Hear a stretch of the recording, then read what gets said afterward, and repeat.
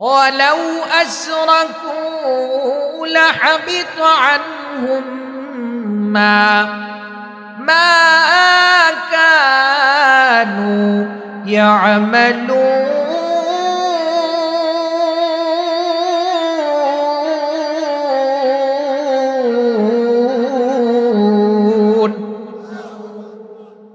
আল্লাহ ডাক দিয়া বলেন, রে গোলাম, শিরিক গুনার মতো কবিরা গুনার দাগ যদি কলবের মধ্যে লাগাইয়া দাও, তোমার জীবনের কোনো আমল আমি আল্লাহর দরবারে কবুল হবে না। আমি আল্লাহর কাছে তোমার কোনো আমল আমি আল্লাহর আদালতে পৌঁছাইবে না।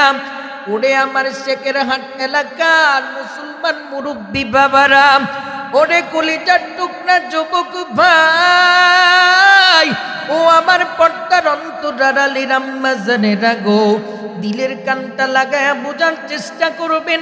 ঘরের মধ্যে সন্তান অসুস্থ, সুস্থতার জন্য দোয়া চাইব একমাত্র কার কাছে? জোরে বলেন না, কার কাছে? আল্লাহর কাছে। রিজিকের অভাব দোয়া চাইব তো কার কাছে? আপনার আমার সমস্ত কিছুর দায়িত্ব একমাত্র কে নিয়েছেন? একাধিক আল্লাহর প্রয়োজন নাই। হিন্দুরা বলে তাদের খোদা নাকি ৩৩ কোটি, এক এক ধর্মে এক এক খোদা পালন করে। আমরা বলি রে বোকার দল, খোদার মতো খোদা একজন হইলেই যথেষ্ট। এত খোদার আমাদের দরকার নাই। আমাদের একজন আছে যিনি একাই সারা দুনিয়া তামাম বিশ্বকে একাই নিয়ন্ত্রণ করে। সুবহানাল্লাহ।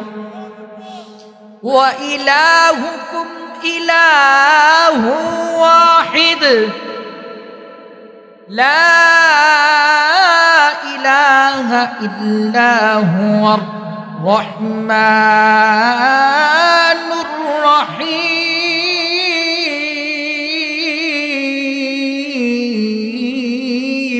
আপনার আমার মালিক কয়জন?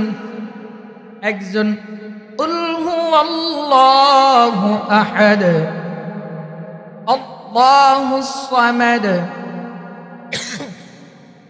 লাম ইয়ালিদ ওয়া লাম ইউলাদ ওয়া লাম ইয়াকুল লাহু কুফুয়ান আহাদ।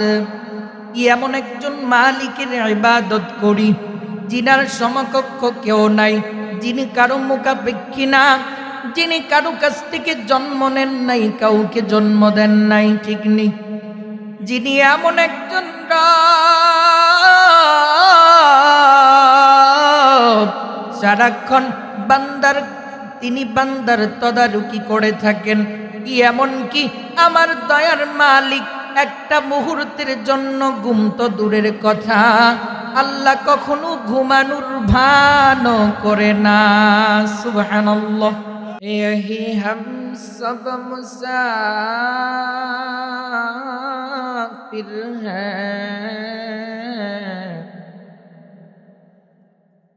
कब्र आखिर ठिकाना।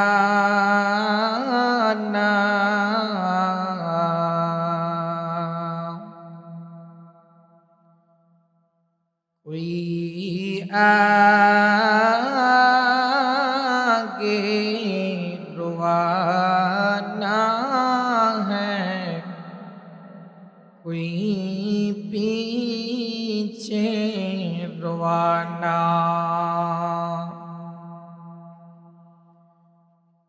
दिन की सूरज दब रहे हैं हम लोगों की सामने,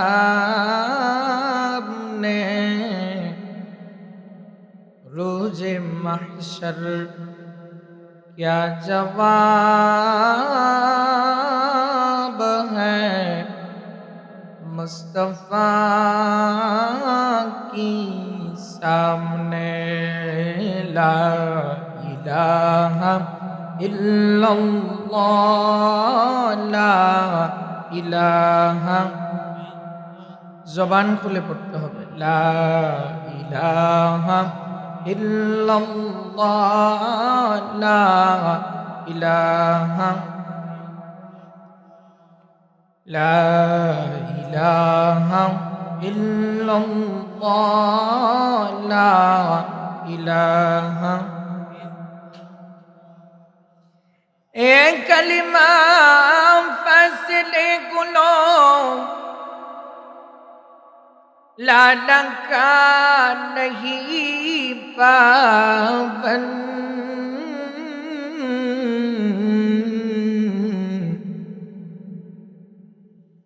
ये कलिमा फसले गुलो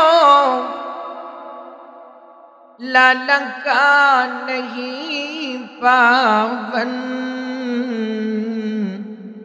इस्मातुत न करे इसमत रोकना छोड़े बस कहते रहो पढ़ते रहो बोलते रहो ला इलाहा इल्लल्लाह ला इलाहा इल्लल्लाह ला इलाहा इल्लल्लाह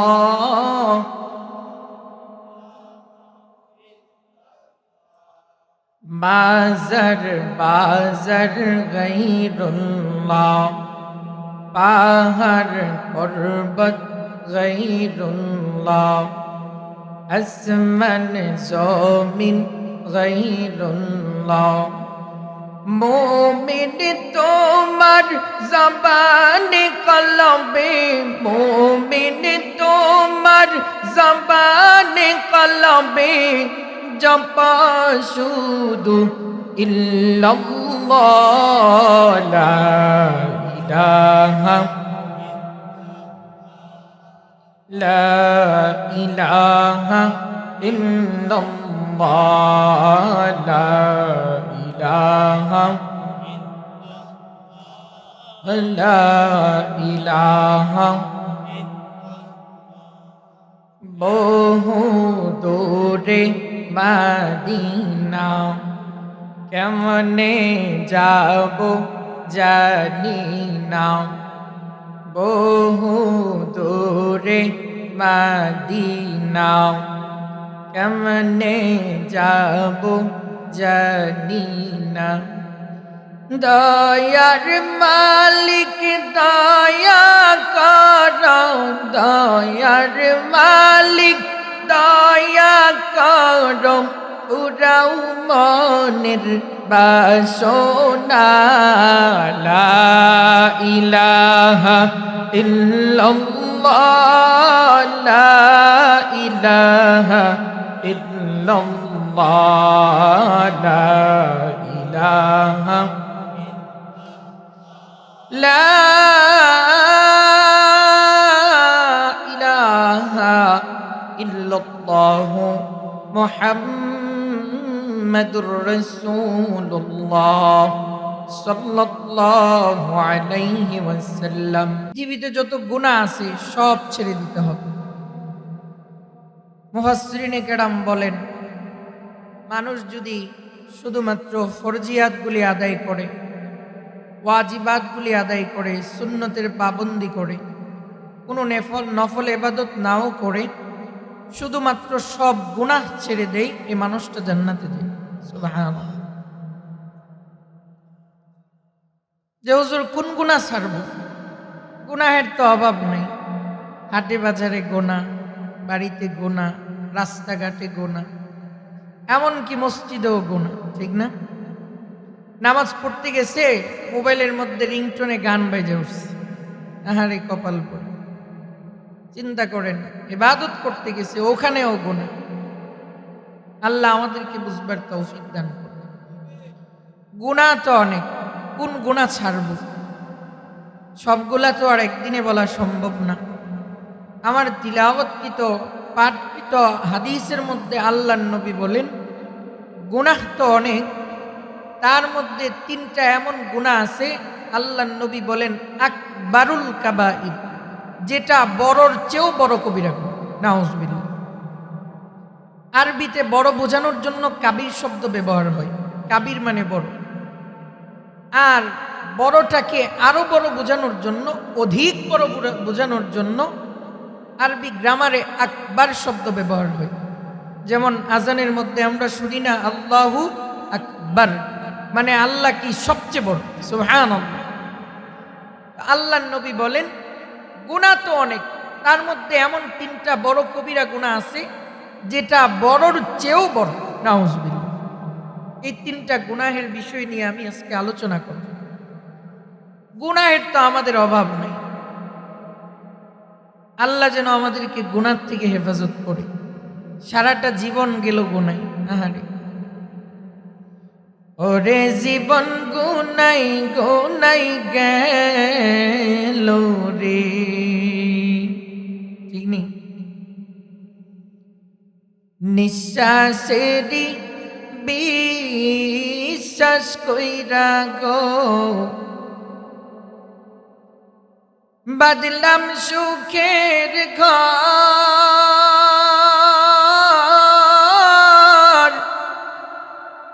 কোন দিন জানি আজরাইলাইসা গো সবই করে পার রে, ওরে জীবন গুনাই গুনাই গেল রে, ওরে জীবন গুনাই গুনাই গেল রে।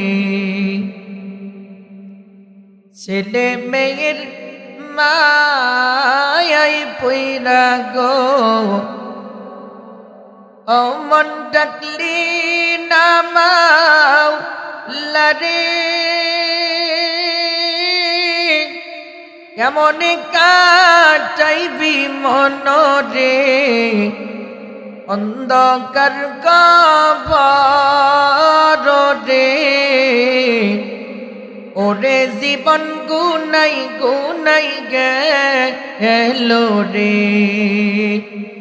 ওরে জীবন গুনাই গুনাই গেল রে। চিল্লায় বলি মারহাবা। ওরে আবার শেখের হাট পশ্চিম পাড়া মুসলমান ইমানদার আল্লাহর গোলামের দল, মায়ার নবী ডাক দিয়া বলেন ওরে আমার সাহাবায়ে নাম, আমি কি তোমাদেরকে বলবো না বড় কবিরা গুনাহ সম্পর্কে? আলা উনাব্বিউকুম বিআকবারিল কাবাইর। সাহাবায়ে কেরাম ডাক দিয়া বলেন ওগো মায়ার নবী আমার, তাড়াতাড়ি আমাদেরকে জানায়া দেন বড় কবিরা গুনাহগুলি কি কি। নবী আমার ডাক দিয়া বলে বড় কবিরা গুনাহ 3টা। কয়টা? আওয়াজ করে বলতে হবে কয়টা? 1 নাম্বার আমার পয়গম্বর ডাক দিয়া বলেন আল ইশরাকু বিল্লাহ। মায়ার নবী ডাক দিয়া বলেন আল্লাহর সাথে শিরিক করা বড় কবিরা গুনাহ, নাউজুবিল্লাহ। কেমন বড়, কেমন বড়? আমার দয়ার মালিক কুরআনুল কারীমের মধ্যে স্পষ্ট জানায়া দিলেন ওরে বান্দা, দুনিয়ার মধ্যে শিরিক করবা তো তোমার জীবনের সমস্ত আমলগুলি বরবাদ হয়ে যাবে। নামাজ পড়বা, আমি আল্লাহর দরওয়াজায় কবুল হবে না। রোজা রাখবা তো আমি আল্লাহর আদালতে কবুল হবে না। হজ করবা, কবুল হবে না, কারণ তুমি শিরিকের মতো বড় কবিরা গুনাহে লিপ্ত হইছ। শিরিক কাকে বলে? একমাত্র রিজিক দেওয়ার মালিক কে? জুড়ে বলতে হবে কে? আল্লাহ। সন্তান দেওয়ার মালিক কে? আল্লাহ। আমাদের অভাব অনাটন দূর করেন কে? আল্লাহ। আল্লাহ ছাড়া দুনিয়ার কোনো মাজার, দুনিয়ার কোনো গায়রুল্লাহ, দুনিয়ার কোনো পীর ফকিরকে যদি রিজিক দাতা মনে করা হয়, আল্লাহ বলেন এটা হবে শিরিক। আর তোমার জীবনের কোনো আমল শিরিক করলে আমি আল্লাহর দরবারে কবুল হবে না। নাউজুবিল্লাহ। এটা কার কথা? ওয়ালাউ আশরাকু লাহাবিত আনহুম মা কানু ইয়ামালুন।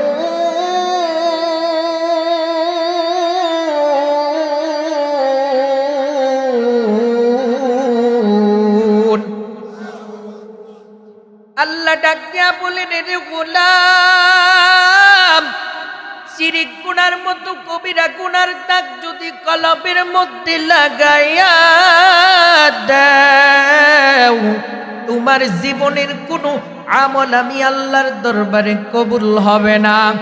আমি আল্লাহর কাছে তোমার কোনো আমল আমি আল্লাহর আদালতে পৌঁছাইবে না। ওরে আমার শেখের হাট এলাকার মুসলমান মুরব্বী বাবারা, ওরে কলিজার টুকরা যুবক ভাই, ও আমার পর্দার অন্তরালের আম্মা জানেরা গো, দিলের কানটা লাগায়া বোঝার চেষ্টা করবেন। গড়ের মধ্যে সন্তান অসুস্থ, সুস্থতার জন্য দোয়া চাইব একমাত্র কার কাছে? জুড়ে বলেন না কার কাছে? আল্লাহর কাছে। রিজিকের অভাব দোয়া চাইব তো কার কাছে?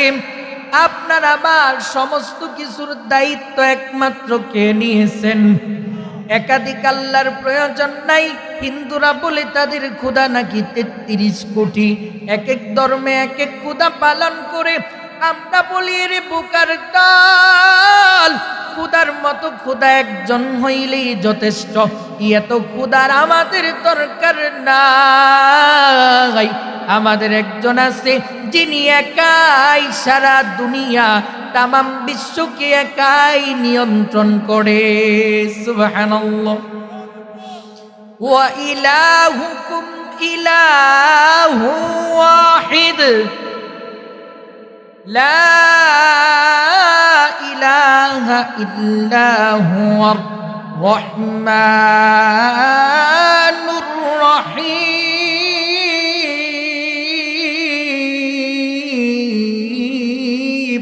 আপনার আমার মালিক কয়জন?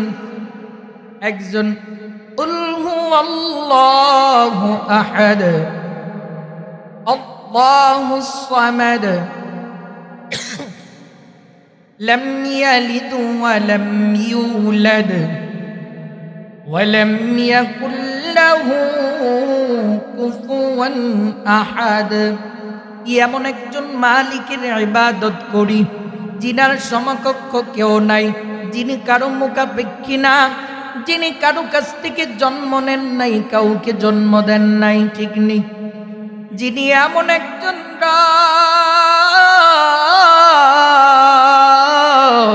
সারাক্ষণ তিনি বান্দার তদারকি করে থাকেন। এমন কি আমার দয়ার মালিক একটা মুহূর্তের জন্য ঘুম তো দূরের কথা, আল্লাহ কখনো ঘুমানোর ভান করে না। সুবহানাল্লাহ। এমন একজন মালিক আমরা পাইলাম, তারপরেও কি শিরিক গুনাহ করে জীবনটাকে বরবাদ করব না।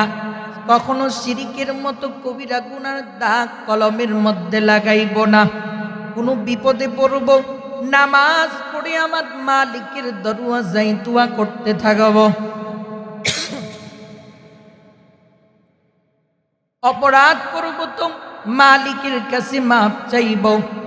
সন্তান হইতেছে না, সন্তানের জন্য নামাজ পড়ে পড়ে আল্লাহর কাছে দোয়া করব। যেমন ইব্রাহিম পয়গম্বর ৮৬ বয়সেও সন্তান নাই, আল্লাহর কাছে হাত তুললেন, ওগো দয়ার মালিক,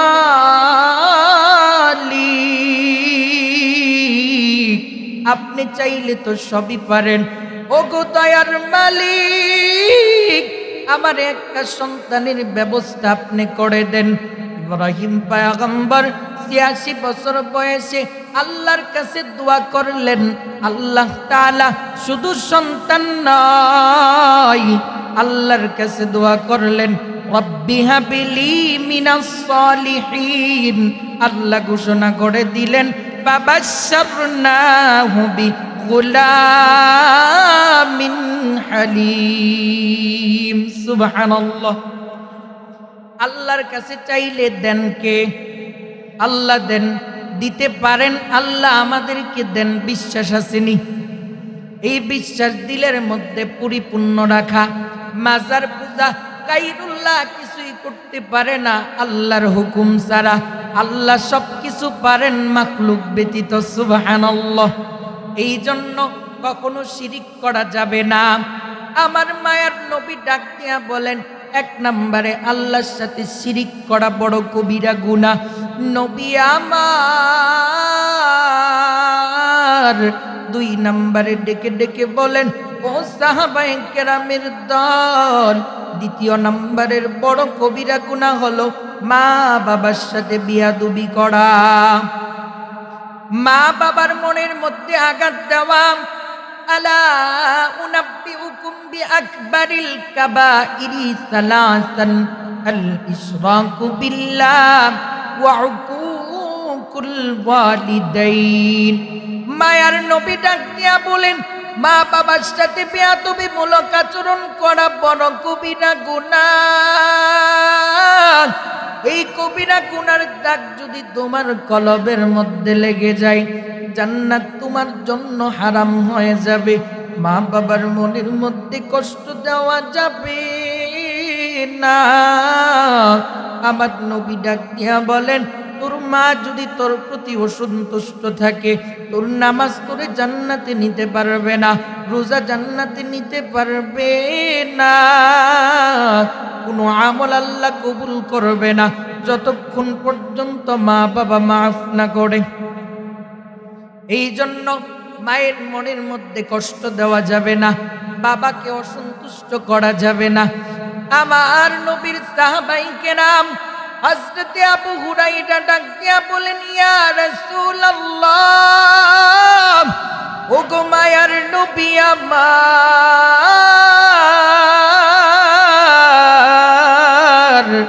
কিলা ইয়া রাসূলুল্লাহ সাল্লাল্লাহু আলাইহি ওয়াসাল্লাম, মান আবাররু, ও পয়গম্বর, আমার মা বাবা বেঁচে আছে, আমি কার খেদমত করব? নবী আমার ডাক দিয়া বলেন, ক্বালা উম্মুকা, তুমি তোমার মায়ের খেদমত করো। সাহাবী বলি, ক্বালা সুম্মা মান, ও মায়ার নবী তারপরে কার খেদমত করব? আমার নবী ডাক দিয়া বলেন, ক্বালা উম্মুক, তুমি তোমার মায়ের খেদমত করো। সাহাবী বলেন, আমি পয়গম্বরকে আবার ডাক দিলাম, ও নবী আমার, উম্মামান, তারপরে কার খেদমত করব? আমার নবী তিনবার বলেন, ক্বালা উম্মুক, তোমার মায়ের খেদমত করবা। সাহাবী বলে, উম্মামান, আমার নবী চতুর্থবারের মতো বলেন, ক্বালা আবাকা, তারপরে তোমার বাবার খেদমত করবা। ওরে আমার শেখের চুর এলাকার মুসলমান ইমানদার আল্লাহর গোলামের দল, ওরে আমার কলিজার টুকরা যুবক ভাই, ও দাড়ি পাকা মুরব্বী বাবারা, আমার নবী তিনবার মায়ের কথা বলছেন। সুবহানাল্লাহ। ওরে আল্লাহর মুহাব্বতের বান্দাদের দল, মায়ার নবী তিনবার কেন মায়ের কথাটা বললেন? কেনই বা তিনবার বললেন? কারণ বাবার চাইতে মা, বাবার চাইতে তিনটা জায়গার মধ্যে বেশি কষ্ট করে। মা বাবার চাইতে তিন জায়গায় বেশি কষ্ট করে। এক নাম্বার, সন্তান যখন মায়ের গর্ভের মধ্যে আগমন করে, 2-3 মাস যখন অতিক্রান্ত হয়ে যায়, মা দুঃখিনীর কত রকমের খাবার গ্রহণ করতে মনে চায়, কিন্তু মা সন্তান পেটে নিয়ে খাবার খাইতে পারে না। মা জনম দুঃখিনী 3 মাস থেকে কষ্ট করতে হয়, এমন কষ্ট সহ্য করতে পারে না। মারাত্মকভাবে 3 সময় কষ্ট করে। 1 নাম্বার, সন্তান গর্ভে আসার পরে 2-3 মাস অতিক্রান্ত হওয়ার পরে মায়ের অনেক কিছু খাইতে মনে চাইলেও খাইতে পারে না, স্বাভাবিকভাবে মা চলাফেরা করতে পারে না রে যুবক। মা ভালো কিছু খাবার গ্রহণ করতে পারে না। 2 নাম্বার, মা বাবার চাইতে বেশি কষ্ট করে আরেকটা জায়গায়। মা যখন প্রসব বেদনা আরম্ভ হয়ে যায়, মা জনম দুঃখিনী এতটাই কষ্ট করে, এতটাই কষ্ট করে রে গোলাম। বেদনা যখন আরম্ভ হয়ে যায়, এবার মহিলা তার স্বামীকে ডাক দিয়া বলে, ও স্বামী আমার, পেটের মধ্যে বড় ব্যথা আরম্ভ হয়ে গেছে, জানি না সন্তান জন্ম দিতে গিয়া দুনিয়ার মধ্যে থাকবো নাকি দুনিয়ার থেকে চলে যাব। ও প্রাণের স্বামী আমার, আমাকে আপনি মাফ করে দিয়েন। মহিলাটা শাশুড়ির কাছ থেকে জীবনের শেষ বিদায় নেই। ব্যথা যখন আরম্ভ হয়ে যায়, মা দাঁড়ানোর থেকে বসে পড়ে। বসেও মা যখন সহ্য করতে পারে না,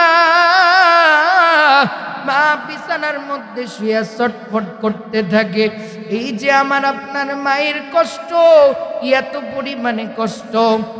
মুফাসসিরিনে কেরাম বলেন, কোন পুরুষ যদি প্রসব বেদনার সময় মহিলাদের যেই ব্যথা অনুভব হয়, কোন পুরুষের মধ্যে যদি তা হতো, সঙ্গে সঙ্গে কলিজা ফেটে মারা যাইত। জীবনের মূল কষ্ট মায়ের প্রসব বেদনা।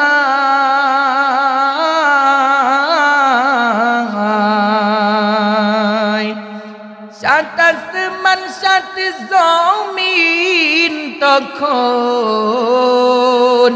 মায়েরই মাথায়।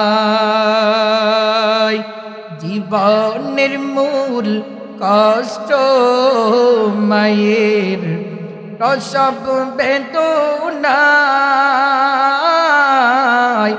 সাত আসমান সাত জমিন তখন মায়েরই মাথায়। এমন মাকে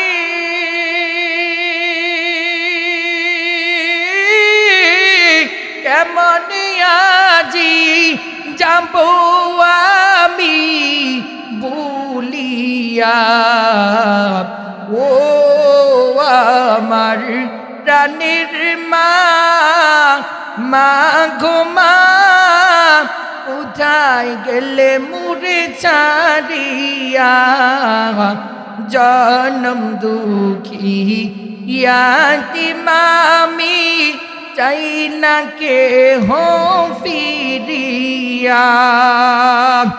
মায়ের কষ্ট দুনিয়ার কেউ সহ্য করতে পারবে না। কোনো পুরুষের উপরে দেওয়া হলে পুরুষটা কলিজা ফেটে মারা যাবে। মা প্রসব বেদনার সময় দ্বিতীয়বারের মতো মারাত্মক কষ্ট সহ্য করে। ওরে আমার যুবক ভাইদের দল, আজকে মা বাবার কথা ভালো লাগে না, মা বাবার কথা শুনতে মনে চাই না। তোমার আমার মা বাবা তোমাকে আমাকে দুনিয়ার মধ্যে আনার জন্য কত কষ্ট তারা সহ্য করেছে। 3 নম্বরে মুফাসসিরিনে কেরাম ডেকে ডেকে বলেন, আমার আপনার মা দুইটা বছর আপনাকে আমাকে দুধ পান করাইছেন। আমি আর আপনি জন্ম লাভ করার পর দুনিয়ার কোনো শক্ত খাবার আমি আর আপনি গ্রহণ করতে পারি নাই। দুনিয়ার কোনো বড় ধরনের খাবার আমি আর আপনি খাইতে পারি নাই। আমার আপনার মা আপনাকে আমাকে 2টা বছর দুধ পান করায়া কুলে পিঠে করে মানুষ করেছে। এমন মা সন্তানকে দুধ পান করাইতে গিয়া শুকায়া যায়, শরীর দুর্বল হয়ে যায়, হাঁটতে পারে না। কত কষ্ট করে মা আপনাকে আমাকে লালন পালন করেছে। এই জন্য আমার মায়ার নবী ডাক দিয়া বলেন, আরে উম্মতের দল, মায়ের খেদমত করো, মায়ের খেদমত করো, মায়ের খেদমত করো। মায়ের মনে কষ্ট দিবা না, মায়ের মনের মধ্যে আঘাত দিবা না। 2 বছর পান করেছি মায়ের বুকের দুধ, কুলে পিঠে করে আমায় করেছে না দৌড়, ঠিক নেই?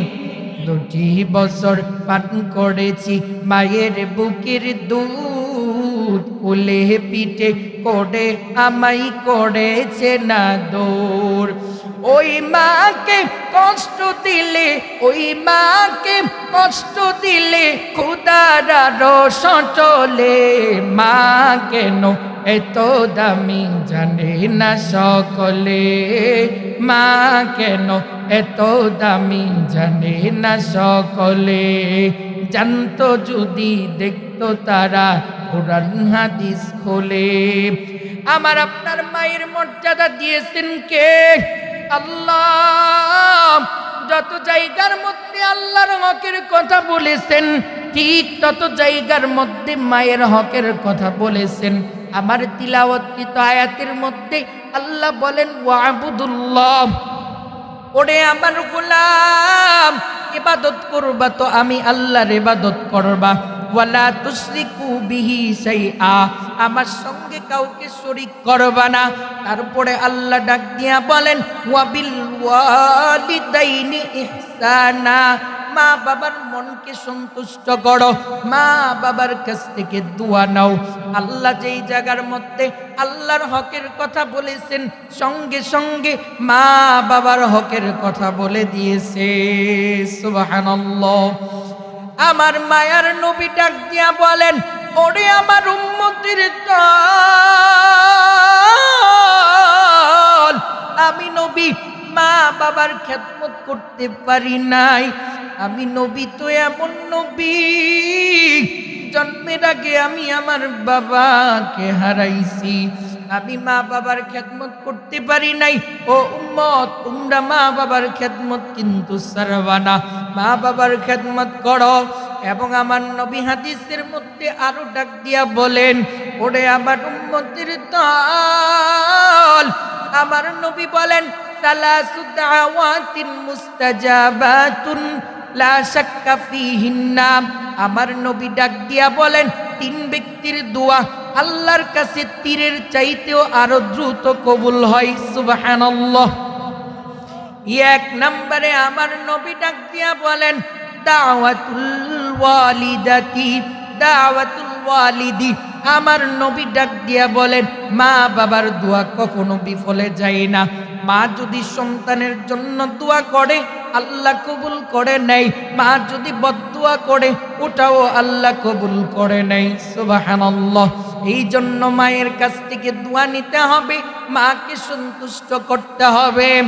মা বাপ কা খিদমত মে जो करता रहेगा, माँ बाप का खिदमत में जो करता रहेगा, दुनिया ये आखिरत ने इज्जत रब ने बख्शेगा। माँ बाप अगर होगा नाराज इस दुनिया में, माँ बाप अगर होगा नाराज इस दुनिया में, बर्बाद तेरे हो गया दोनों जहां में, बर्बाद तेरे हो गया दोनों जहां है। ওরে আমার মুসলমান আল্লাহর গোলামের দল, এই জন্য মায়ের মনে কষ্ট দেওয়া যাবে না, মা বাবাকে অসন্তুষ্ট করা যাবে না। চোখ 2টা বন্ধ করে একটু মা বাবার কথাটা স্মরণ করেন। যাদের মা নাই, দুনিয়ার জমিনে যাদের বাবা নাই, তারা বুঝে মা বাবা হারানোর ব্যথা যে কেমন, ঠিক কিনা? আমার পয়গম্বর দুনিয়ার মধ্যে বাবার চেহারাটা কোনোদিন দেখে নাই। নবী আমার প্রত্যেক দিন বিকাল বেলা মাঠের মধ্যে খেলা দেখতে যাইতেন। আমার নবী তাকায় দেখে সন্ধ্যা যখন গনিয়ে আসে সব সন্তানের বাবারা এসে তাদেরকে কুলে নিয়ে চলে যায়। মায়ার নবী একবার ডানে তাকায়, আবার বামে তাকায়, আর খুঁজতে থাকে আমার বাবা কই। সন্ধ্যা গনিয়ে আসলেও বাবা তো আর আসে না। এদিক দিয়া মা আমেনা আমার আপনার পয়গম্বরকে না পাইয়া বড় পেরেশানির মধ্যে পড়ে যায়। যাকে পাই তাকে জিজ্ঞেস করে, দেখছো নি আমার সন্তান মুহাম্মদকে? সবাই বলে মুহাম্মদকে, তাকে তো আমরা চিনি না, তবে একটা ফুটফুটে বাচ্চা ওই মাঠের কোণার মধ্যে আব্বু আব্বু বলে কান্না করে। নবীর মায়ের আর বুঝতে বাকি রইল না, এটা আর কেউ নয়, কেউ নয়, আমার কলিজার টুকরা মুহাম্মদ ছাড়া আর কেউ নয়। মা আমেনা দৌড়ায়া মাঠের দিকে রওনা। মা আমেনা ডাক দিয়া বলেন, ও কলিজার সন্তান আমার, আয় আমার বুকে আয়, কেন কান্না করো আমাকে একটু বলো। মুহাম্মদ ডেকে ডেকে বলে, মাগো সব সন্তানের বাবারা এসে তাদেরকে নিয়ে যায়, আমারও তো বাবার কোলে উঠতে মনে চায়, তুমি আমাকে একটু বলো আমার বাবা কই, আমার বাবা কেন আসে না। নবীর কান্না দেখি মা আমেনা বিষয়টাকে আর গোপন রাখতে পারলেন না। ডাক দিয়া বলে, ওরে সন্তান, তুমি আমার গর্ভে থাকা অবস্থায় তোমার বাবা ব্যবসার উদ্দেশ্যে বের হয়েছে, আর বাড়ির মধ্যে আসে না, মদিনাতে ইন্তেকাল করে, ওখানেই তোমার বাবার দাফন করে। মায়ার নবী চোখের পানিগুলা ছেড়ে দিয়া ডাক দিয়া বলিন, ও মা, আমি কি আমার বাবার কবরটাও দেখতে পারবো না? মা আমেনা নবীকে নিয়ে দাদা আব্দুল মুত্তালিবের কাছে চলে যায়, আপনার নাতি বাবার কবর দেখতে চাই। দাদা আব্দুল মুত্তালিব এবার নবী এবং নবীর মাকে দিয়া দাসী উম্মে আইমানকে দিয়া মদিনার দিকে পাঠায় দেয়। বাহনটা হাঁটি হাঁটি পা পা করে মক্কা থেকে মদিনার মধ্যে যখন পৌঁছে গেল, মা আমেনা ডাক দিয়া বলে, ও বাবা মুহাম্মদ, ওই যে খেজুর গাছের নিচে তোমার বাবার কবর। নবী আমার বাবার কবরটা দেখা মাত্র বাহন থেকে লাফ দিয়ে বাবার কবরটাকে জড়ায় ধরে কান্নার পর কান্না করতে থাকে।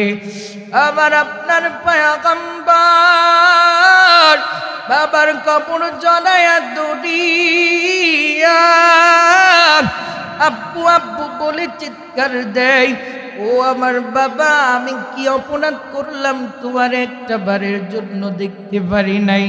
কেন তুমি আমাকে ফাঁকি দিয়া চলে গেলা গো আব্বু? আমার তো মনে চাই মক্কা মদিনার অলিগলি তোমার হাতটা ধরে গুড়ি গো আব্বু। আমার তো মনে চাই তোমার কুলের মধ্যে উইঠা আমি একটু সান্ত্বনা পাই। মায়ার নবী বাবার কবরটা জড়ায়া ধরে কান্নার পর কান্না করতে থাকে। নবী আমার এমন ভাবে কান্না শুরু করে দিল, আকাশ বাতাসটা নবীর কান্নাই যেন কান্না জড়িত হয়ে গেল। মা আমেনা কোন রকম পয়গম্বরকে বুঝাইয়া মা আমেনা নবীকে বাহনের মধ্যে উঠাইয়া মদিনার দিক থেকে এবার মক্কার দিকে আসতেছে। বাহনটা কিছু দূর যাবার পর আমার নবীর মা ডাক দিয়া বলে, ওরে উম্মে আইমান, বাহনটাকে একটু থামাও। বলে, কেন বাহন থামাইব? আমার পেটের মধ্যে বড় ব্যথা আরম্ভ হয়ে গেছে। আমার পেটের মধ্যে বড় ব্যথা, ব্যথা আরম্ভ হয়ে গেছে। দাসী উম্মে আয়মান বাহন থামানোর পর নবীর মা বাহন থেকে জমিনের মধ্যে নেমে ব্যথার তাড়নায় জমিনের মধ্যে বসে কান্না করতে শুরু করে। আস্তে আস্তে ব্যথা বাড়তে থাকে। ওরে আমার মুরব্বী বাবা, ওরে যুবক ভাই, চক্ষুটা বন্ধ করে একটু চিন্তা করো। মায়ার নবীর মা কান্নার পর কান্না করতে থাকে। এক পর্যায়ে উম্মে আইমানকে ডাক দিয়া বলে, ওরে উম্মে আইমান, আমার মুহাম্মদকে শেষবারের মতো আমার কুলের মধ্যে একটু দাও। মনে হয় আমি আর বাড়ির দিকে যাইতে পারবো না। নবীর মা নবীকে শেষবারের মতো কুলে জড়াইয়া শেষবারের মতো আদর করে চুমা খায়। আর দাসী উম্মে আইমানকে বুঝা দিয়া বলে, ওরে উম্মে আইমান, আমার কলিজার টুকরাকে তোর হাতে সুপুর্দ করে দিয়ে গেলাম। মক্কার মধ্যে দাদার হাত পর্যন্ত পৌঁছায়া দিস। এরপরে কিছুক্ষণের মধ্যেই মা আমেনা জমিনের মধ্যে পড়ে গেল। আর চোখ খুলতে পারে না, কোনো কথা বলে না। মায়ার নবী আমার মায়ের লাশটা জড়ায় ধরে চোখের পানি ছেড়ে কান্না করে, ও আমার মা, জীবনে কোনোদিন বাবার চেহারাটা একটা বারের জন্য দেখতে পারি নাই। যে মা তুমি আমাকে বাবার কষ্ট বুঝতে দাও নাই, আজকে বাবার কবর দেখতে আইসা তুমি মাকেও হারায়া আমি চির এতিম হয়ে গেলাম। দুনিয়ার মধ্যে আমার আর কেউ নাই। আমার আজ থেকে মা হারা হয়ে গেলাম। আমার আপনার পয়গম্বর কান্নার পর কান্না করতে থাকে।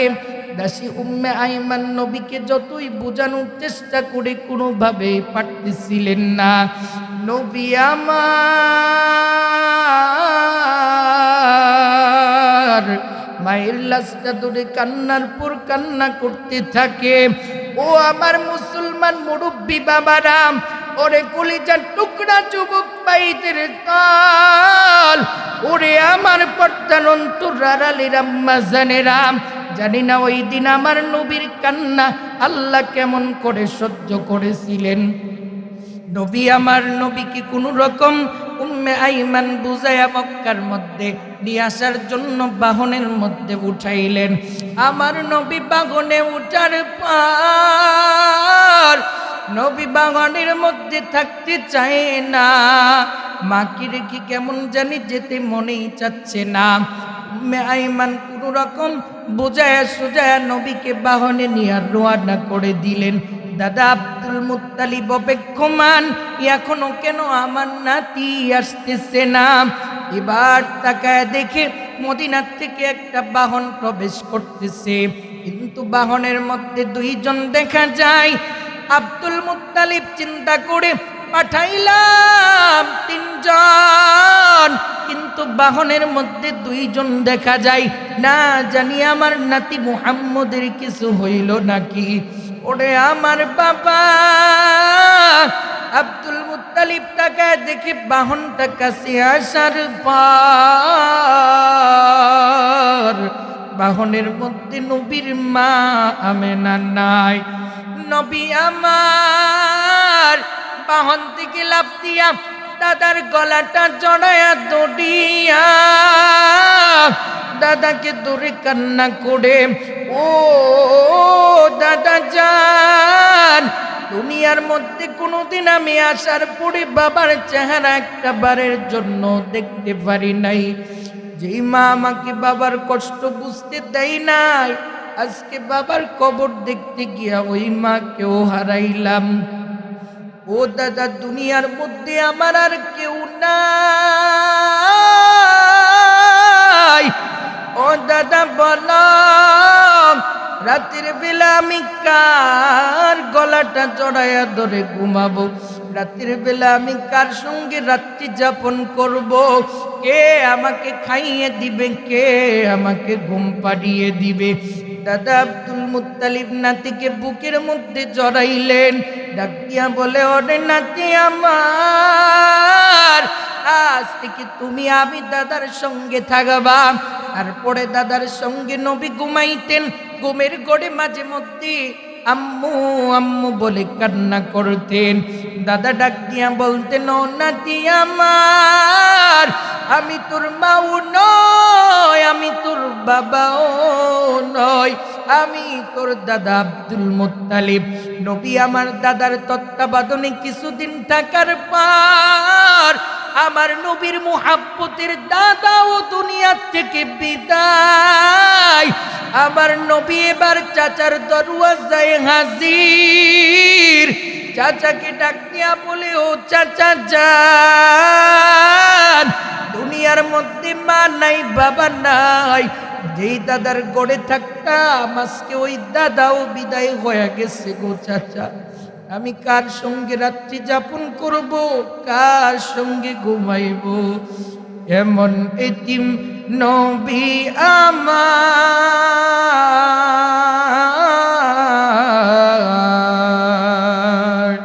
পিতা মাতা নাই যে তাহার, তারপরেও দুশ্মনেরা কত মারা মারলো, নবী বিনে কে তোরাবে উলসিরাত মিজানে, নবী বিনে কে তোরাবে উলসিরাত মিজানে। নবী আমার জীবন ভরে দিনের লাগি কষ্ট করে, দন দন শহীদ হইল উহুদেরই ময়দানে, নবী বিনে কে তোরাবে ফুলসিরাত মিজানে, নবী বিনে কে তোরাবে ফুলসিরাত মিজানে। এই জন্য আমার নবী পয়গম্বর ডাক দিয়া বলেন, উম্মত, দুনিয়ার মধ্যে মা বাবার খেদমত করো, মা বাবাকে সন্তুষ্ট করো। মা যদি তোমার জন্য সন্তুষ্ট হইয়া দুটা হাত তুলে আল্লাহর কাছে দোয়া করতে পারে, আল্লাহ মুহূর্তের মধ্যেই তোমাকে জিরো থেকে হিরো বানায় দিবে। সুবহানাল্লাহ। এই ক্ষমতা আল্লাহর আসেনি? মা যদি দোয়া করে, আল্লাহ মায়ের দোয়া কবুল করে, সন্তানকে আল্লাহ জগৎ বিখ্যাত ওলি বানায় দেয়। সুবহানাল্লাহ। ইতিহাস আমরা জানি, বাইজিদ বুস্তামি রহমতুল্লাহ আলাই, মা দোয়া করে দিছে, আল্লাহ এমন ভাবে কবুল করছে, গোটা দুনিয়া তার নাম আজকে শ্রদ্ধার সঙ্গে স্মরণ করে। সুবহানাল্লাহ। মায়ের দোয়া লৌহে মুমিন, মায়ের দোয়া লও, মায়ের দোয়া লৌহে মুমিন, মায়ের দোয়া লও, বলেন না, মায়ের দোয়া লৌহে মুমিন, মায়ের দোয়া লও, মায়ের দোয়া লৌহে মুমিন, মায়ের দোয়া লও। বিপদে পড়বে না তুমি, বিপদে পড়বে না তুমি, যখন যেথাই যাও, মায়ের দোয়া লৌহে মুমিন, মায়ের দোয়া লও। একটি গেলাস পানির পলে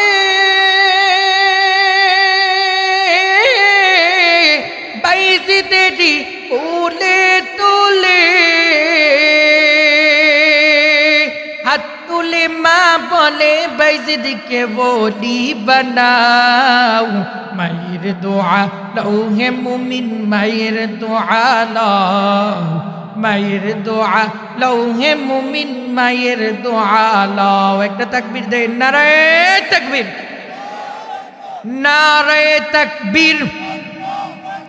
প্রধান বক্তার আগমন, শেখের হাটের পক্ষ থেকে নারায়ে তাকবীর। আলহামদুলিল্লাহ। সুদূর হবিগঞ্জ থেকে আগত আল্লামা জুবাইর আহমদ আনসারী রহমতুল্লাহ আলাইয়ের নাম শুনছেন আপনারা? হ্যাঁ, সারা দেশে যিনি বয়ান করতেন, আল্লাহ তার কবরটাকে নূরে নূরান্বিত করে দিক। তিনার জ্বলন্ত প্রতিচ্ছবি দূরে থেকে মনে হইলে, বয়ান শুনলে মনে হবে যেন আনসারী রহমতুল্লাহ আলাই বয়ান করতেছে। আল্লাহ হযরতের হায়াতের মধ্যে বরকত দান করুক, সকলে বলে আমিন। হুজুর যেহেতু চলে আসছেন, আমি আপনাদেরকে যেটা বোঝাতে চাইছিলাম, মা বাবার খেদমত। যুবক ভাই, পায়ে হাত রেখা বলি, মা বাবাকে অসন্তুষ্ট করবেন না। যে বলছিলাম সকল গুনাহ ছেড়ে দিতে হবে, এর মধ্যে আল্লাহর নবী বিশেষ করে বড় কয়টা কবিরা গুনার কথা বলছেন? কয়টা? ভুলে গেছে। কয়টা? 3টা। 1 নম্বরে শিরিক ছাড়তে হবে, 2 নম্বরে মা বাবার খেদমত করতে হবে, মা বাবাকে কষ্ট দেওয়া যাবে না, 3 নাম্বার মিথ্যা সাক্ষ্য দেওয়া, মিথ্যা মামলা মোকদ্দমা করা, মানুষকে মিথ্যা বলে হয়রানি করা, এগুলি করা যাবে না। আল্লাহ আমাদেরকে এই 3টা বড় কবিরা গুনাহ থেকে বেঁচে থাকার তৌফিক দান করুক, সকলে বলে আমিন।